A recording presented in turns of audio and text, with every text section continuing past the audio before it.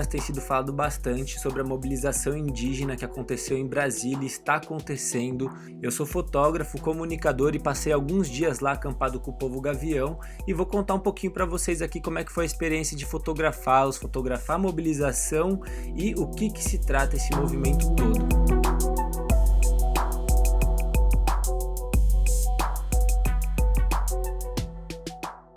Mais de 100 povos que foram até Brasília protestar na mobilização Luta pela Vida, o que eles foram fazer lá? Eles foram protestar contra vários projetos de lei que ameaçam o modo tradicional deles de sobrevivência, né? Desde a cultura ao território.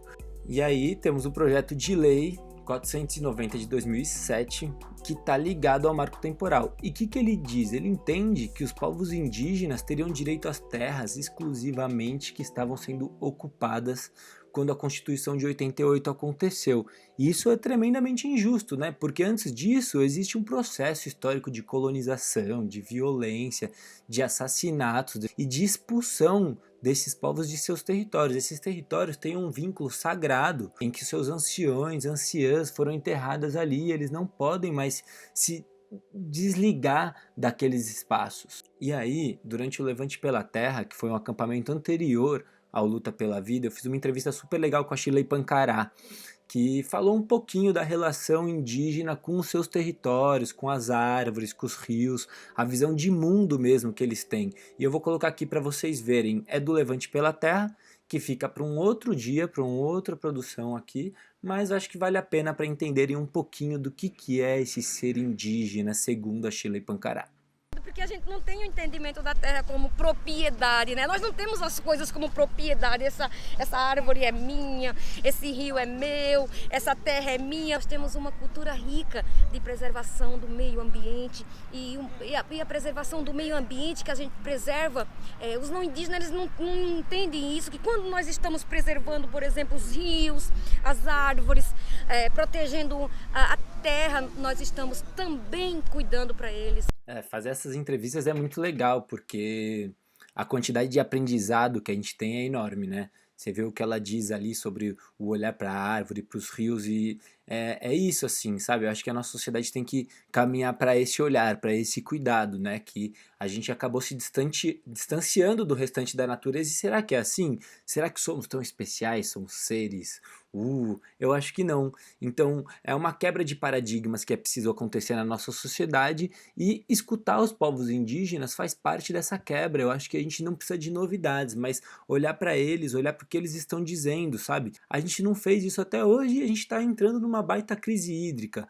Tem lugares que falta comida, que falta água, tem gente comprando osso para se alimentar. Mas bom, vamos voltar para a Luta pela Vida, né? Que eu ainda quero contar um pouquinho de bastidores, o que eu levei de equipamento, como eu fiquei acampado, falar da Mari. E antes eu também queria falar que é uma coisa engraçada, né? Para editar eu uso óculos, mas para falar eu gosto de falar sem. Enquanto eu vou gravando cada módulozinho e já vou jogando no Premiere para editar, eu fico nessa de tirar por óculos, dá trabalho também. Primeira vez que eu tô gravando, então tô meio perdidinho ainda. Bom, e o acampamento começou no dia 22 de agosto, uma segunda-feira, então as primeiras delegações indígenas devem ter chegado em Brasília lá entre dia 21, domingo, 22, e eu só pude ir na quarta-feira, porque eu estava enrolado com trabalhos fixos que eu mantenho aqui em São Paulo, e na noite de quarta-feira, lá para as 22h30, eu peguei um ônibus junto a uma outra parceira minha fotógrafa lá, queridíssima, e fomos para Brasília. Cheguei lá por volta das 3 horas da quinta-feira à tarde, então quando eu cheguei no acampamento, os povos já estavam todos se preparando para a marcha, né? Então até encontrar a Mari foi um pouco, eu falei, nossa, eu vou ficar aqui sozinho e aí eu não tenho nem onde deixar minha mala para ir fotografar, tá? Com uma mochila grande de costas que eu já vou mostrar para vocês. E aí acabei que eu consegui falar com a Mari, encontrei ela, estava se pintando, o povo Gavião estava se arrumando para ir para a marcha, se preparando, deixei minha mochila dentro da barraca dela rapidinho, não deu tempo de armar a minha, preparei meu equipamento e assim começou a minha expedição para Brasília no Luta pela Vida. Se liga só nas fotos e nos vídeos que rolaram na sequência disso aí, eu tenho encontrado a Mari e tal.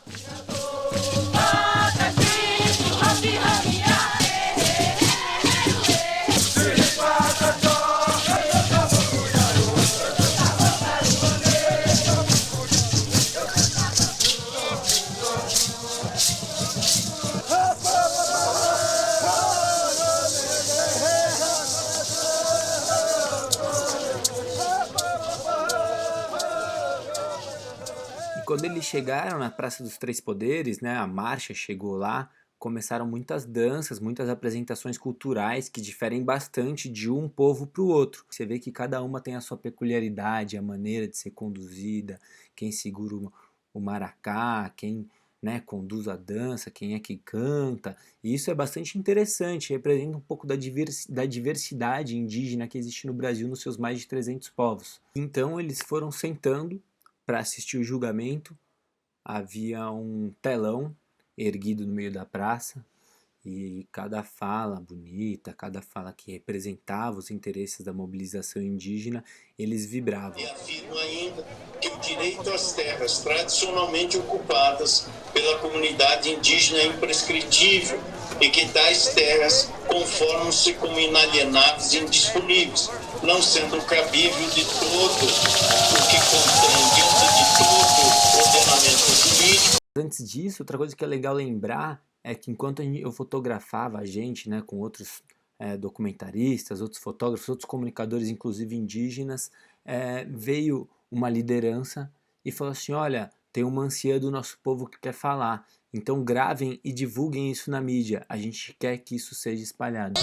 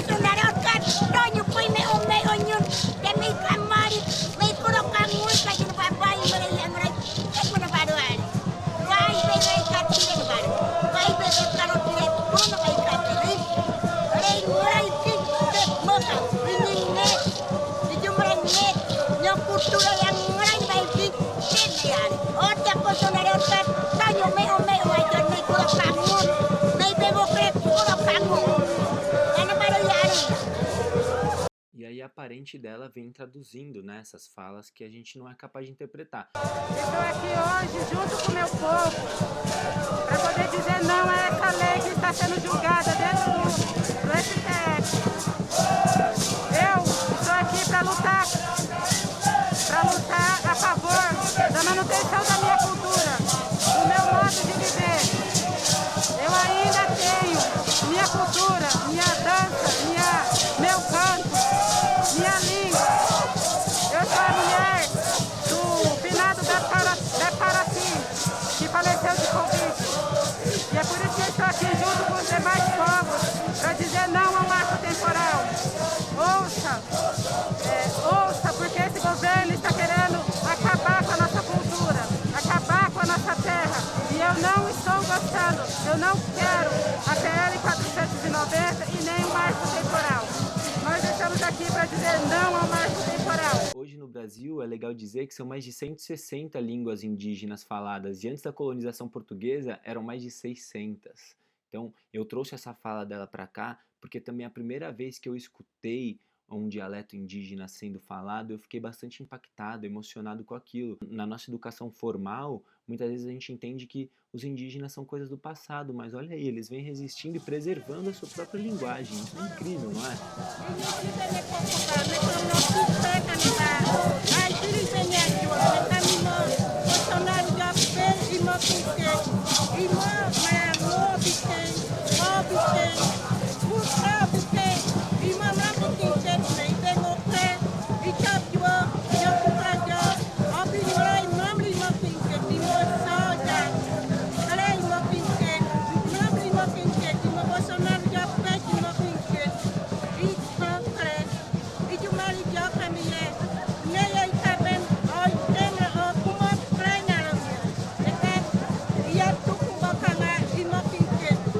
Para mim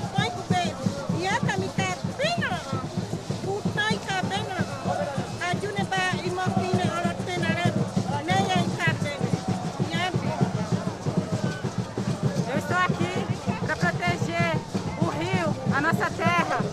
Eu me chamo Cocobá, sou cacique da minha aldeia. Estou aqui para falar não ao marco temporal, essa lei que está ameaçando o nosso povo, ameaçando os povos indígenas, ameaçando as terras originárias do Brasil. Estou aqui para falar que não, que esse governo saia, que o Bolsonaro saia, porque ele está ameaçando, ele está atacando, colocando pessoas para atacar nosso povo, para invadir nossos territórios, para contaminar nossos rios. Eu não aceito soja, não aceito plantação de soja na minha terra. Eu estou aqui para defender a minha terra, o nosso direito. Só isso. Escutando essas falas, a gente percebe que são falas de protesto, né, de resistência. São duas anciãs, ou seja, duas senhoras com muitos saberes ancestrais de seus povos que vão até Brasília protestar contra o marco temporal, mostrando que elas sabem o que se passa, né, dentro do STF, que quer esse projeto de lei e as ameaças a seus territórios, a maneira tradicional delas viverem, de seus povos viverem, né, e lutam pela manutenção da cultura, é a verdadeira resistência aplicada em uma fala super bonita, em duas falas super bonitas, né. E aí, para encerrar essa parte que envolve desde a discussão que elas estão apresentando ali, até a questão dos dialetos diferentes das línguas faladas, lá no acampamento eu conheci o João. Ele é um linguista que está fazendo um estudo, né, um trabalho junto ao povo gavião, então estava acampado comigo, super bacana, um cara super gente fina, e ele falou que a morte de uma língua, né, além de representar um prejuízo à linguística mundial, vai junto com essa língua vários conhecimentos humanos, que muitas vezes, quando, por exemplo, um dialeto indígena sucumbido pela língua portuguesa, nem todos os conhecimentos puderam ser registrados ou passados de geração para geração, e as palavras às vezes não são traduzidas de maneira literal. Os conhecimentos, com isso, ficam junto com essa língua extinta. Mas essa história do João também diz bastante assim da riqueza dessas experiências, né, dessas viagens, de estar numa mobilização, a diversidade de pessoas, de pensares, de saberes, e isso engrandece demais cada uma dessas expedições. Então eu também fico feliz de poder trazer aqui para esse YouTube, né, experimentar essa nova ferramenta de comunicação, que é mais uma ponte que a gente pode criar. E vamos lá para os bastidores e um pouquinho do que era o acampamento e como que a gente estava alojado. Nossa, eu falei uma nova ferramenta, parece que o YouTube surgiu agora, né? Mas eu quis dizer pro meu trabalho, uma nova maneira de me comunicar.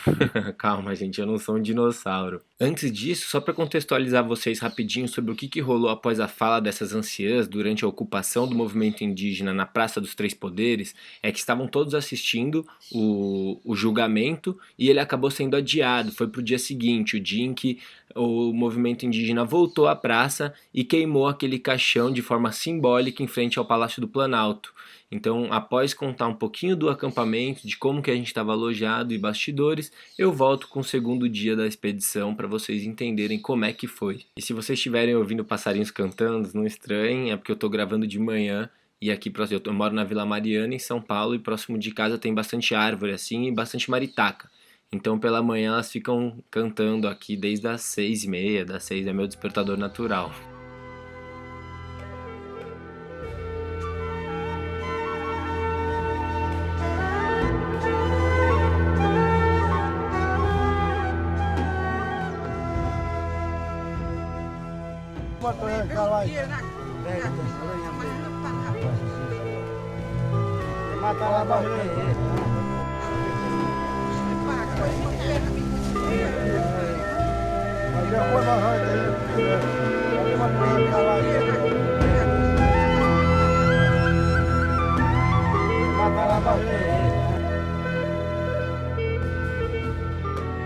E era dessa forma de organização, né, alinhamento das barracas, as tendas em lona preta, que mais de 6 mil indígenas estavam acampados lá. Essa é a maior mobilização da história indígena. Esse gramado fica em frente ao Teatro Cláudio Santoro e bem próximo ao Palácio do Planalto, a Esplanada dos Ministérios ali, o que facilita a mobilização, as marchas.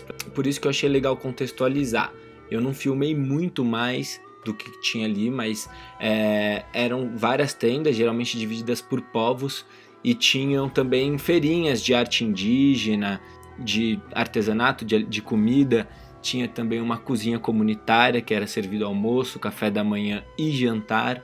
tinha tenda onde haviam as apresentações culturais, né?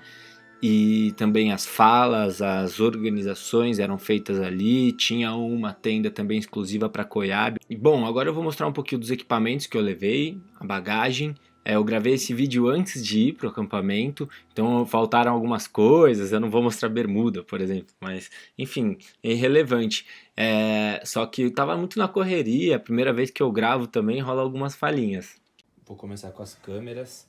Essa daqui é a minha câmera principal, né, que eu uso com uma 35mm, é uma Sony A7 III.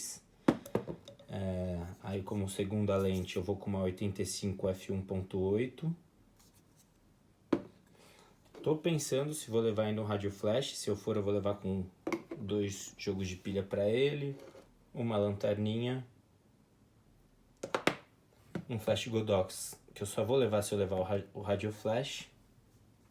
Essa GoPro é uma Hero 8, uma Hero 3 Black, que eu tava pensando em não levar, mas vou levar acho que por precaução, já que tem, né? Com 2 baterias, a 8 são 4 baterias, carregador para as 2. Isso aqui é um suporte, que é como eu geralmente uso a Hero 8, que vai em cima da câmera, para conseguir filmar e fotografar. A filmagem não fica aquelas coisas, mas funciona legal. Aí, falando de memória, um caderninho para fazer anotações rápidas. Quando eu não faço nele, eu faço no celular. Cartões, são 4 de 64. E esses micro aqui, que são de 128, 128 e 64. Com esse adaptador caso eu precise para ela, né? Mas eu vou passando tudo sempre no final do dia para esse HD externo de 2 TB. Microfone eu levo um Rode, né? Do micro. Tá faltando só o corta-vento dele aqui. E as 3 baterias da Sony também. A botina suja, que eu não vou pôr na cama, obviamente, que é o que eu uso o dia inteiro. Meu chinelo. O que eu não tinha mostrado lá ainda é que eu levo vários powerbanks também, e não é o suficiente para toda a viagem. O álcool em gel, um monte de comida. Confesso que eu não gosto muito porque é plástico pra caramba, mas eu gosto de ter durante a cobertura dos eventos, porque caso a pressão baixe ou qualquer coisa assim. Garrafa d'água, talheres e cambuquinha para comer. Camisetas, uma branca e 3 pretas. A galera acha que eu uso a mesma camiseta o tempo inteiro, porque são todas iguais. Esteirinha térmica para dormir, uma cobertinha que vai dentro do saco de dormir, que não vou mostrar aqui porque tá dentro da mala, vai dar trabalho pegar. Meias, essas 3 são para dormir, cuequinhas e essas daqui que são meias para trabalhar.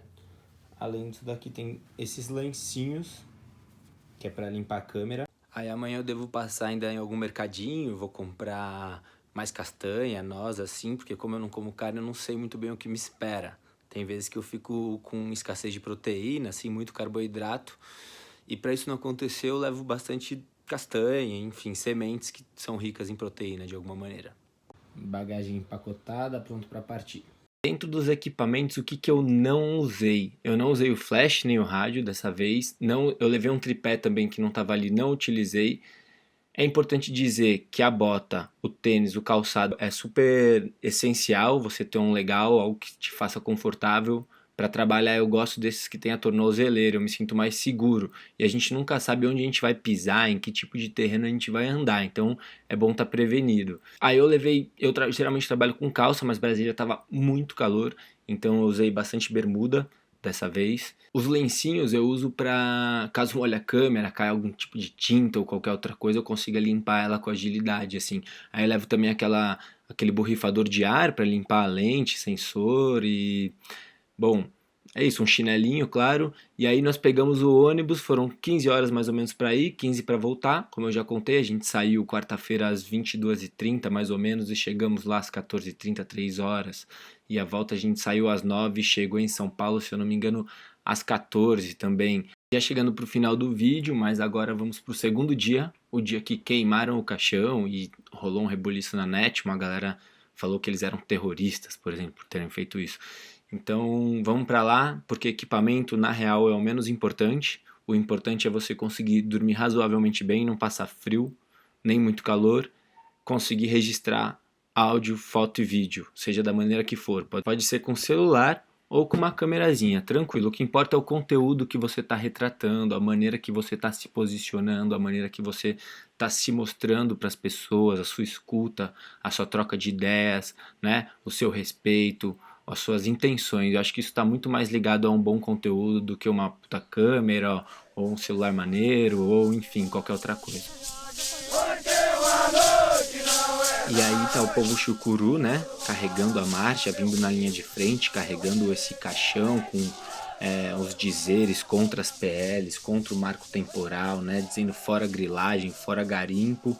E nessa linha de frente tem duas grandes lideranças indígenas, que é a Sônia Guajajara, uma das maiores do Brasil, e ao lado direito dela, de mãos dadas, está o Cacique Marcos, que foi o primeiro prefeito de Pesqueira, no estado de Pernambuco, e ele vem ganhando protagonismo na causa e já tem uma escala nacional.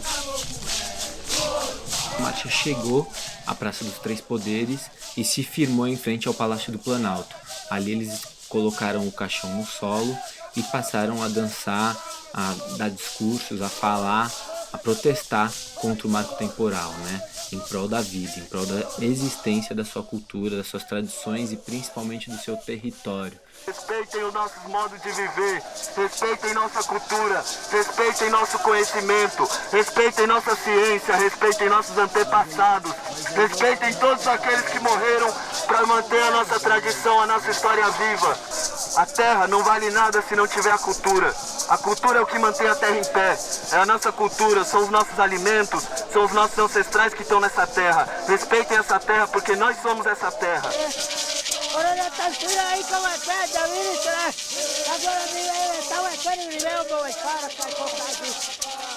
E foi depois disso daqui que a gente acabou de ver que eles queimaram aquele caixão em um ato simbólico. Então o que eles estavam querendo dizer ali, ao meu ver, né? Estavam escritos as PLs, o marco temporal, o nome do presidente. Então ao queimar aquilo lá representava o fim das PLs, o fim do marco temporal, o fim desse governo que representa uma baita ameaça às minorias e aos povos indígenas. E esse foi o último dia do acampamento Luta pela Vida. Ali, a partir da tarde, vários povos já começaram a ir embora. No dia seguinte, pela manhã, outros mais, ficando apenas 1.500 desses 6.000 indígenas em Brasília que tiveram que ir para a frente da Funarte, porque no dia 7 de setembro teve a manifestação, né, pró-Bolsonaro, antidemocrática, que ameaçava o STF e também os povos indígenas. Então eles foram para lá, mas continuaram marcando presença em Brasília, marcando presença contra o marco temporal, que seria julgado na semana seguinte. Estamos chegando ao fim desse primeiro programa aqui, né, desse primeiro vídeo documentário com fotojornalismo com opinião. Eu não sei muito bem como definir isso, mas espero que tenham gostado. A minha proposta com isso é mostrar um pouquinho do que eu vivo dentro da minha profissão e o que é a causa indígena, né? É propor que a gente estude mais sobre isso, como eu venho fazendo, você pode fazer, é importante para nós, é importante para o mundo, porque são eles os verdadeiros guardiões da floresta. Para vocês terem uma ideia, o Brasil tem 13% de seu território demarcado como terras indígenas. E dentro de todo o cenário de desmatamento que a gente tem no país, apenas 1,6% é dentro de terras indígenas. Então, realmente, eles conseguem preservar o estado natural da floresta, o estado natural dos rios, apesar de tantas ameaças. É muito importante que a sociedade, que nós, enquanto não indígenas, possamos entender essa causa e abraçá-los, apoiá-los. Eu acho que, né, durante a nossa história, o processo de colonização, a gente já violentou demais esses povos. Então chegou a hora de nós prestarmos a escuta a eles e buscarmos essa reconciliação, não só com os povos indígenas, mas com todo o restante da natureza. E se você gostou do conteúdo que eu apresentei aqui para vocês, dessa troca que a gente teve, compartilha, comenta, deixa seu like. Se não gostou também comenta, vamos trocar ideia. Eu sou super aberto, tô aprendendo com vocês, aprendo com todo mundo, por isso que eu gosto da fotografia, ela me encanta tanto. São as relações humanas que ela traz, são as aproximações, a possibilidade de troca. Então vamos conversar. E se você achou que esse conteúdo deve continuar a ser produzido, se você puder fortalecer assinando através do PayPal ou do Catarse, vai ser super bem-vindo também e vai dar uma grande força, pode ser qualquer valor e já incentiva para as próximas produções. A ideia é que de 15 em 15 dias eu venha trazendo novos conteúdos, desde histórias passadas, bastidores e como elas aconteceram, o que eu pensava e o que eu penso, até novas histórias. A ideia é que uma vez por mês eu saia em expedição para criar um novo conteúdo, principalmente voltado à causa socioambiental. Então, se vocês tiverem pautas, assuntos, novidades que queiram trocar, compartilhar ou que gostariam que eu abordasse, manda também, vai ser super legal ter essa troca direta com vocês. Valeu?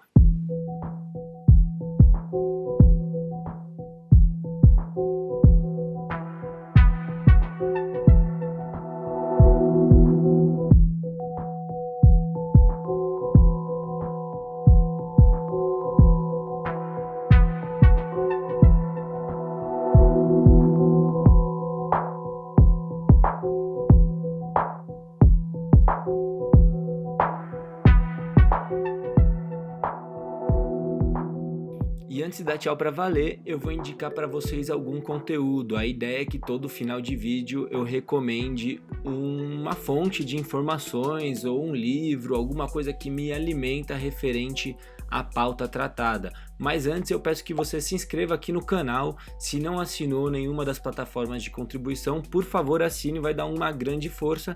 E ative o sininho para que você seja lembrado quando saírem novos conteúdos. E a página de hoje é a APIB, a Articulação dos Povos Indígenas do Brasil. É muito legal porque lá você consegue consumir um conteúdo direto dos povos indígenas, entender quais são as pautas, como que se comunica, como que se relaciona, a maneira de chegar. Então vai lá, começa a seguir a APIB, começa a consumir o site deles, veja o que eles estão falando, quais são as novidades, quais são as pautas, o que está acontecendo. Vale muito a pena, gente. Eu vou sempre lá, então eu recomendo a PIB hoje para vocês. Tchau, valeu, obrigado por assistirem até aqui e tamo junto.